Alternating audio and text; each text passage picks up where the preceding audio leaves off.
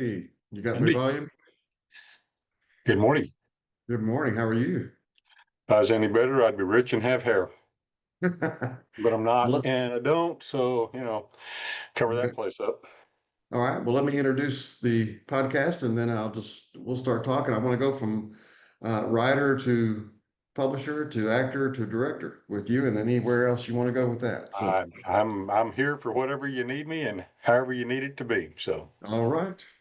Well, welcome to the Mitchell S. Karnes Author Podcast. We have with us Mike Parker, a multifaceted man, uh, writer, publisher, actor, and director. And so we're going to talk about all of those things and how that tied in with me.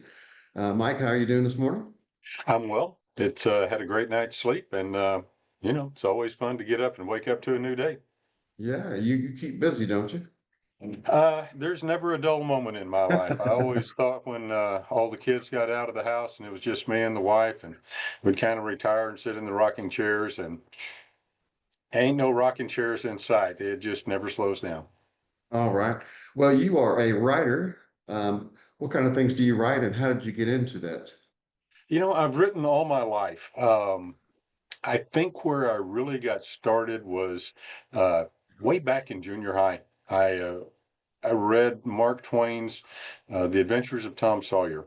And the way that it made me feel, there was this, I very distinctly remember this one scene in the book where uh, he says, there comes a time in every rightly constructed boy's life when he feels this sudden urge to go and dig for buried treasure.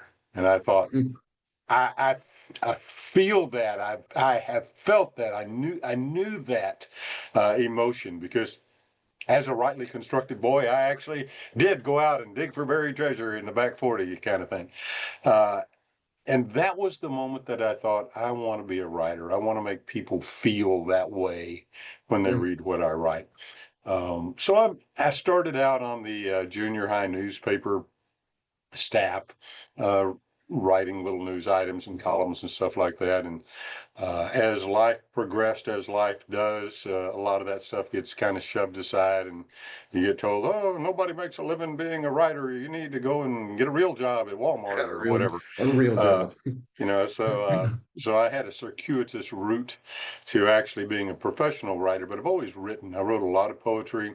I wrote a lot of short stories, and wrote my first novel 18, 20 years ago, and which was really the impetus for launching the publishing company. And since that time, I've written, oh, geez, over 2,000 magazine articles. I've interviewed everyone from Sir Ridley Scott to Pierce Brosnan, James Bond himself, and worked for a lot of music companies, writing author bios and promotional materials for record labels. Um, Written a number of stage plays, screenplays, um, a little bit of everything. You have a particular genre that you like or that you I write? Or love you, heroic fantasy, epic okay. fantasy. I like, I love the world building that goes into it, and the freedom and the constraints that are involved with putting people or characters into a completely unique situation. And but you have to, obey your own rules. So you get to kind of get to be God. Um, Not that I'm That's a taking over dangerous the thing, but throne. yes, you Uh, do. but you also are constrained by the world that you create. So, Right. but that's really my favorite is fantasy. But I read across multiple genres, everything from police procedurals to women's friendship fiction, and just about everything in between. Okay. And did you marry a writer or did she become a writer later on? I married an actress, and she Oh, became a writer. okay. Um, My wife is my high school sweetheart. We just celebrated our 51st wedding anniversary a couple of months ago. Congratulations. Thank you. I appreciate that. We got married right after she graduated from high school. I was 19 and she was 18. But I was a jock in high school. I was a football player and, um, that kind of thing. And she was an actress, on the stage. So the funny thing is, shortly after we started dating, she had a she drugged me by the audition board at the school, and she got really super excited because I had just posted the cast for the school play, the school fall play, which was A Miracle Worker, Mm. and uh, and she got cast in the role of Kate Keller, which is one of the lead roles. And she was super excited about it. And I just wanted to pat her on the head and say, "Oh, how nice for you getting a role in a little play." And I went to see the little play, and our school was over 2,000 people. And so the auditorium was big. It would seat 1,500 to 2,000 people, and the place was packed, absolutely packed. And that was the first real honest to goodness stage play that I ever saw. And she was wonderful in it. I suddenly realized, you're an idiot. You're, you know, thinking I was such a big hot shot as a jock. Um, Mm. but yeah, she was an actress, and she got into writing right about the time that our first daughter was born. And then she set it aside. She got her first article published right about that time. And because she was a new mom and had all kinds of stuff to take care of with that. She just set it aside and scribbled from time to time, but she really didn't publish anything for another, I'm going to say a good 10, 12, 14 years until the kids were at least able to feed themselves. And then she started writing short sketches for church plays and things like that. That expanded into a number of very successful stage plays that have been performed all over the world. And Wow. then she started writing novels, and Yeah, she's my father's reading her book on Esther right now.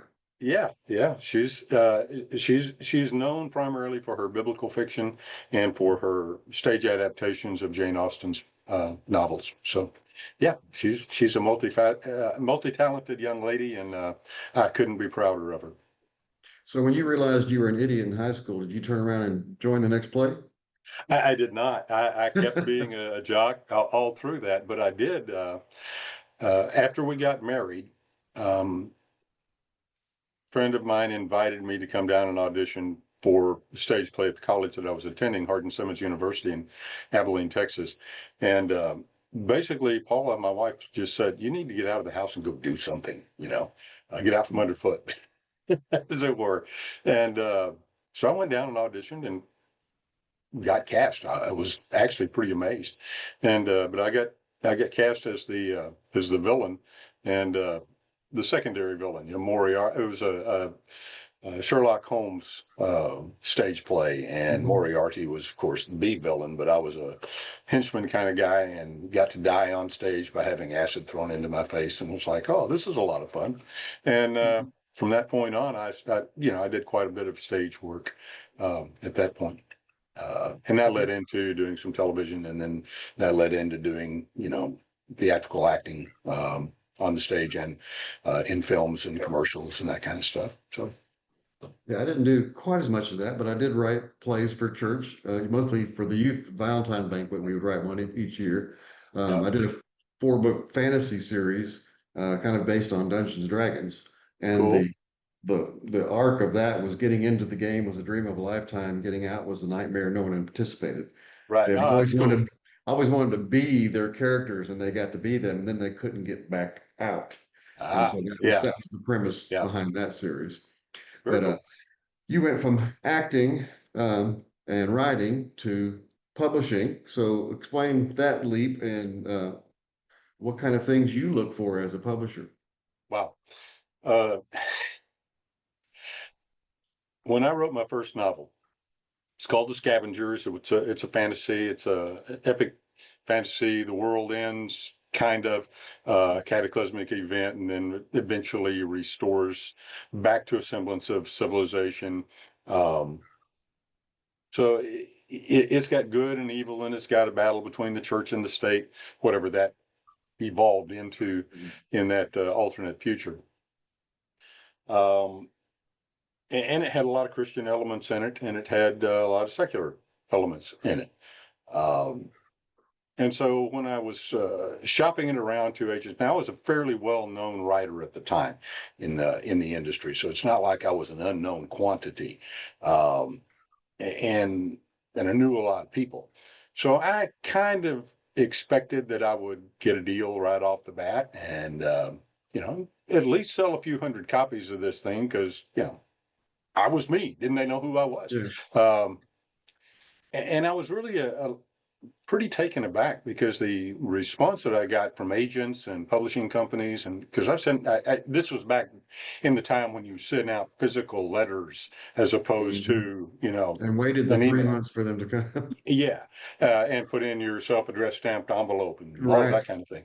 So, and the response that I was getting was uniformly good and terrible, and it was this: man, we really like this story. These are great characters. You've done a wonderful job, but it's too Christian for the mainstream marketplace, and it's too mainstream for the Christian marketplace. And quite frankly, we just don't know what to do with it. And after Mhm. you hear that, a couple of dozen times, you're on. Now, here's the thing, Mitchell. When I wrote this novel, I actually this is when I actually left corporate America because I was about halfway through it and I just didn't have time to actually pour into it. And I prayed about it, seriously did. Um, and I felt like the Lord told me, this is not an audible voice kind of thing. This is, Right. you've been there, understand what I'm talking Mhm. about. But I really felt like in my spirit that God was saying, this is your future. You need write this book. I'm like, okay. And having done a lot of stupid things in my life, like walking away from a job, I went and talked to my pastor about it because I wanted more counsel than just, I think I'm hearing the voice of God kind of thing. Mhm. And, and his response was, well, do you really feel like God told you to do this? It's not violating any scriptures. I mean, I'm in line with, all Right. that. He says, once you use that phrase, God said, like, what are you going to say? No. Uh, if God's telling you to do it, you probably should do it. Um, so, long story short, I did. Quit the job, finished the novel, sent it out. That was the response I was getting, and feeling like I was following God's will. I went and prayed. I said, God, what is going on? You told me to do this. I've been obedient to do it. And what I felt like the Holy Spirit said was, publish it yourself. Mm. Okay, now this is 20 years ago when self-publishing was frowned Wasn't a thing. upon. It was Right. you did not get any affirmation from self-publishing. Mhm. And I told the Lord that. I was like, God, only losers self-publish. The only reason you self-publish is because you're not good enough to get a deal from a real publishing company. Right. And I really felt like the Lord said, I say this a lot. Um, well, yeah, all that's true. Oh, thanks for affirming me there, Lord. But if you have your own publishing company, then you're not self-publishing. I went, okay. Um, what does it take to have a publishing company? So I looked it up, and really it doesn't take much of anything to have a publishing company. You get an imprint and publish it. And that was at the very beginning of the digital age, where at that time Amazon had a sub company called Create Space, where you could go to their platform and essentially didn't cost you anything. They'd provide everything. You just had to do the layout work and all of that. So whatever, it was a garbage in, garbage out kind of Mm. situation because whatever you gave them is what they printed. And if you didn't do it right and it came out looking like garbage, that's just what you got. So it was a learning curve for me to figure out, okay, what is the industry standards for laying out a book, and what's the industry standards for what a cover should look like, and what is, how big is the margin, all of those kind of things. Mhm. So I had to go through a bunch of research to figure all of that stuff out, and eventually got to the point where I was able to publish my first novel, The Scavengers, book one of the Tearfinger Chronicles. And put it out into the world. And by George, it was read by tens of people all over the country. Because it was too Christian for the mainstream and too mainstream for the Christian, and nobody Yeah, I've knew heard what to that do with before. it. But what it did was teach me how to publish a book. And Mhm. after that, amazingly, because I really wasn't sure where I was going with that from Mhm. that point. Paula had written, a number of plays, and we'd produced them at a local theater, and so we published all of her plays, and suddenly theaters around the country and internationally began, performing her stage plays. So we used the publishing company to do that, and then we started having people like at church who would say, "Well, I've written a book. Can you help me publish my book?" I know. Well, I don't know. Is it any good? My first question, and we published the next book, and then that guy had a friend who had written a 3-book series that was too Christian for the mainstream and too mainstream for the Christian. And he said, this is not doing anything, and my publisher's going out of business. Would you pick it up? And I said, well, sure. And we did. And then the next one came, and then I started getting queries from people in Michigan and California, and I'm like, how are you even finding me? How do you know who I am? Well, all that to say, 18 years after the publishing company officially launched, we now have 125 authors and have published over 300 titles. So the interesting thing was, I had read an article or an interview with a guy who's kind of on the same path that I was at. And his comment was, you can be an author or you can be a publisher, but you can't be both. Make a choice. Mm. And Mm. I said, watch me, hold my beer. By George, he was right. Since I started publishing, once it took off, my time is not my own. Right. It's like there are here's the thing, Mitchell. There are so many great stories out there that deserve to be told. And, that's kind of really been my heart, is to be an author's publisher, where people bring me great stories and I get them to the marketplace. Now, I can't make people buy them. You can lead a horse to Right. water, all that Right. kind of thing. But I can certainly get the books into the marketplace. And it really does take over your life, because there's just a lot out there. Well, what was it about Watergrave? Because I kept getting that same comment that I was too Christian for the secular, too gritty. I think the word they used Yeah. for the Christian market. So what was it about Watergrave or this series that caught your eye? I loved the complexity of the characters. I think that's the thing that really grabbed my heart from the get-go and just hasn't let go yet. Abby is fascinating in her brokenness. I think the thing that um, compelled me to want to publish those books was this juxtaposition of tiny little girl, um, police person who is completely fierce. She is the absolute definition of Shakespeare's. Um, I think it's A Midsummer's Night Dream, where the young woman says, "I am small, yet I am fierce." Um, Mhm. and that's kind of Abby, and she's trying so hard to find her way on her own and failing miserably in that. Not that she's not accomplishing all of her goals, but as a human being, Right. she's a broken character, and aren't we all? So I think that's the thing that really drew me in. But then Sam is the same way. He's got his own brokenness that he's having to deal with, and it's an interesting uh, conundrum, juxtaposition of these two very broken characters having to lean on each other to create a whole. And Mhm. so I think that's the primary thing that drew me into it. Now, once you get into the books and you get sucked into the various characters that are in there, and I don't want to give anything away, so I'm not, but there's a couple of them in there that you're just like, wow, I didn't see that coming. Mhm. So anytime you can keep me on my toes, and I can't figure out the ending before you tell me what the ending is, even though I probably should have, because the clues are there. But the writing is That's just, the hard balance of giving yeah, enough that they could, but not too much that they do. right.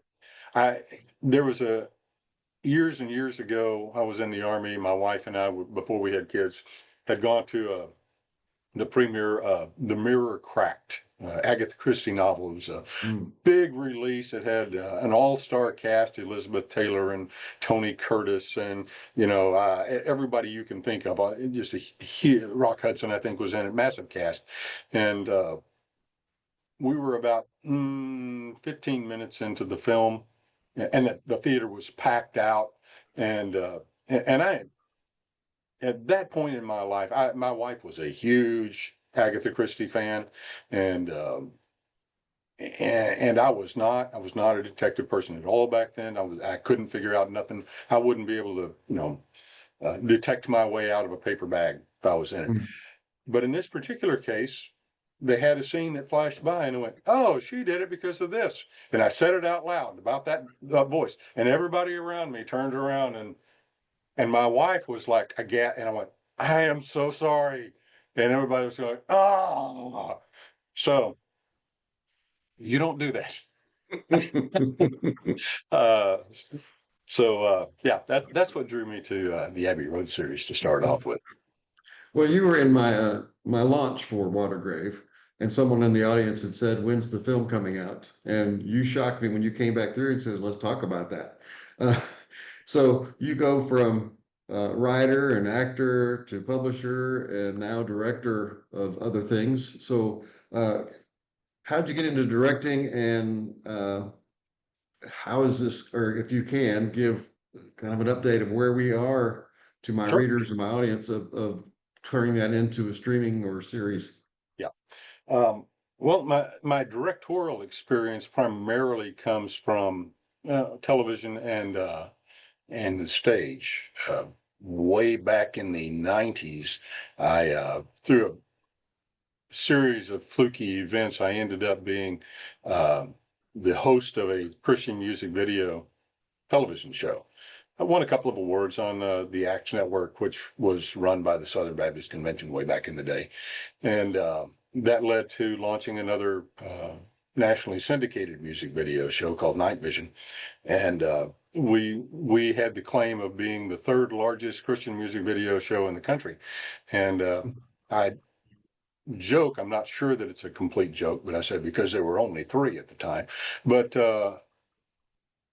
But that got me into the world of television. So I was directing and producing that for a few years, and then I got into writing for television. And then when we moved to Nashville back in the or mid '90s, I guess 1994, moved to Nashville to help start a Christian community theater, and did a bunch of acting and producing in that.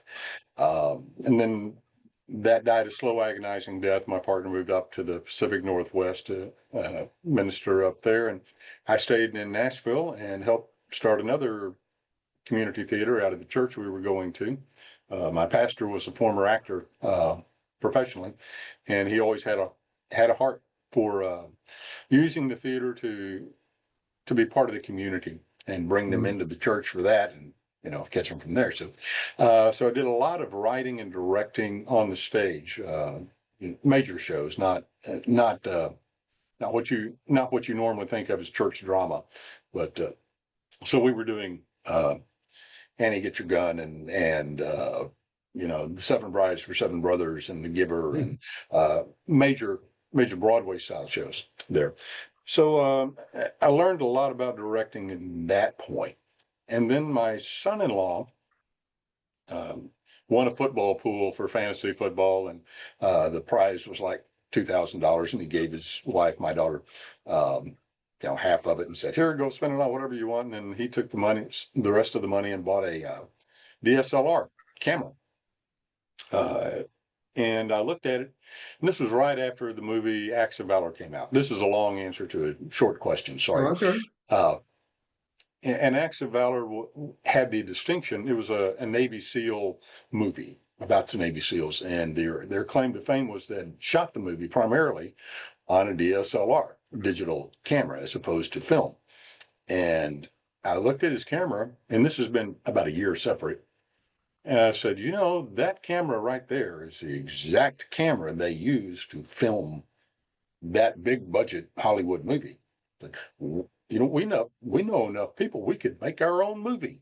And he said, we should do that. I said, we should do that. So he had a stage play that he had written, and we took it, and it was like 200 pages long. And so we crafted it into an 88-minute feature film. As a very small cast, had like 4 major characters, very limited sets, and we shot the whole thing in 8 days, and using people that we knew. Everybody worked for nothing except for the actors. We paid them $100 a day, I think, and directed the film. That was my first entry into actual film directing. Everything else, and it's a different world from stage. Stage and Right, film, right. Talking way. to Kristen about that. Yeah. So it's a thing, but I learned a lot. Learned how to make a movie. And we had a premiere, and lots of people came to see it, and it was fun. So I enjoyed that.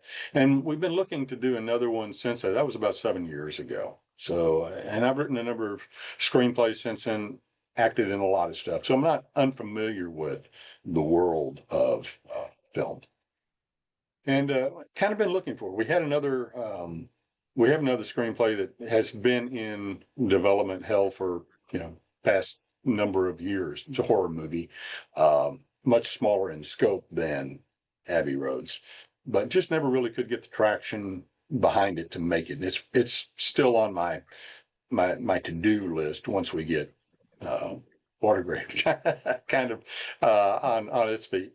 But Abby she is a story whose time is now. The story that you're telling with Watergrave and the Abbey Rhodes Mysteries across the board, it is such a timely story for our day Mm. that Thank you. it's one of those things where there are stories that should be written but should never be read. Okay. It's like poetry, everybody writes poetry and most of it is terrible.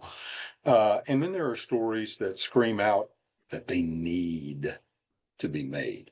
And Watergrave is one of those stories. Wow. Thank you. So when that question came out, I'm like, yeah, we need to talk about that. I think that's where we need to be. And originally, my vision was, it's going to be a 6-book series. Let's take this first one, make a feature film out of it, use that to launch a series. But when I started writing the screenplay for it, and I think we talked about this before, the Mhm. characters are just so rich. There's just so much to the backstory. There's so much detail and um, an emotion that you have to cut out to get it down to that, 100 to 110 pages that of script that I just I could have done it, but I would end up cutting out the heart and soul of the characters. And so from that point, it became okay. I've got this thing down from 400 pages to 200 pages, and that's about as much as I can cut this without, just bleeding it to death. But 200 pages it's a 3.5 hour movie. It's just not going to work. So just the evolution of it came down to saying this is just going to have to be a mini series. So that's kind of where it's at right now. With as far as the screenplay is concerned, we're looking at a 5-episode miniseries of like 42 minutes per episode, and turning it into a streaming series. That's the ultimate goal, is to put it on a platform like Netflix or Amazon Prime, one of those places where folks can go and see it.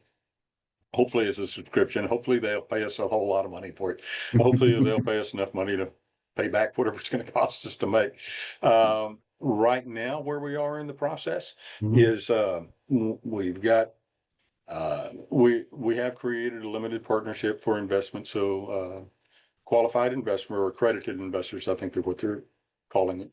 People who can afford to lose the money, because let's face it, film is a very uncertain investment. And all investments are, but film's a little bit more risky than most others. Roughly, I think the figure that I saw last was 17% of Hollywood films are actually profitable. The rest of them lose money.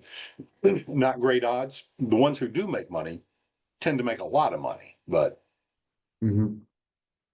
that doesn't, there's certainly no guarantees. So we're only looking to raise capital from people who can, if they lost it, they put in $10,000 and it never made a dime, then they're writing the money off and going on to the next thing, and it's not going to affect their life. This is not something for, well, my mother has, a little nest egg and she wants to put, don't do it. Don't do that. It's a bad idea. But we have a limited partnership. Folks who are interested and can reach out to me, and I'll give them the information on how to invest. But And how would they reach out to you? they can reach out to me on email. Just the email is watergravefilm@wordcrafts.net, and or you can look it up on the WordCrafts press website. That's wordcrafts.net, and go to Rule 14 Pictures, which is our production company. And you click through it. There'll be a big place there for Watergrave, and it'll go, invest or one of those kind of things. Or for more information, click here, and that'll get them to my email address. So, so we've got our operating agreement in place. It took a long time for our entertainment attorney to get all of the paperwork in place the way that it needs to be, so that I don't have the SEC crawling down my back, or the state of Tennessee going, "Where's our money?" Because it's all about money. So we've got all of the paperwork in place. We've got our subscriptions statements available now, and we've got we're getting ready to launch a Kickstarter campaign that'll probably happen. Yeah. So for people who want to make a smaller donation, but it's not an investment per se, you get a little premium for, you send $100, you get something. If you send $1,000, you get something bigger, that kind of thing. So that'll launch probably next week. And then we're hoping to launch we've got our investment brochure and everything done, putting some final language in it, primarily deciding, how, what fun things you're going to get, is in addition to, being an executive producer or whatever for donating, that you might get. So some of that stuff is still happening, and we hope to launch that next week as well. So that's kind of where we are on the film. We have a number of our locations already locked in. We've got a couple of the two main actors for Abbey Rhodes and for Sam Tidwell, who are the two detectives, the lead detectives in the show. That's Kristen Sweeney and Phil Vassar playing those roles. Super excited to have Phil on board with us. And then we've got some a lot of the music already selected, and we have a composer who's working on the film score. So a lot of moving parts in that, and I'm excited about it. We're hoping to start shooting in August. I had originally wanted to shoot this thing in January, and I'm so glad that it got pushed back, because Lord have mercy, there's a lot of work to do. Yeah. And then we were going to shoot in July, and then our cinematographer, this contract that he's working with on another job that he's working, got extended all through July. So now we pushed it back to August, and I'm looking at it now going, I hope we can get all this stuff done by August. So there's a lot of moving parts. Let's just put it that way. Okay. And if someone wanted to audition for the movie, they would see Kim Petruski, is that right? Yeah, well, at this point, the best bet is to, again, contact me at that same email address, watergravefilm@wordcrafts.net, and say, hey, I'm interested. That's fine. Kim Petruski casting will be doing the casting for the show. That's going to happen probably mid-May. Have to get back and we'll hammer out those dates, but it will be a SAG, Screen Actors Guild sanctioned film.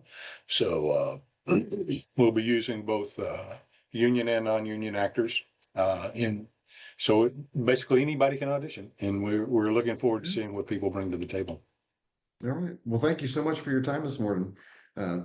We appreciate that, and I appreciate all the help and the encouragement you've given me. Mitchell, you're a fantastic author. Anybody who hasn't read his work, do yourself a favor and pick up a copy. You will enjoy it. And if you don't, let me know. I'll refund your money. Oh, wow. Money back Okay. guarantee. How's that?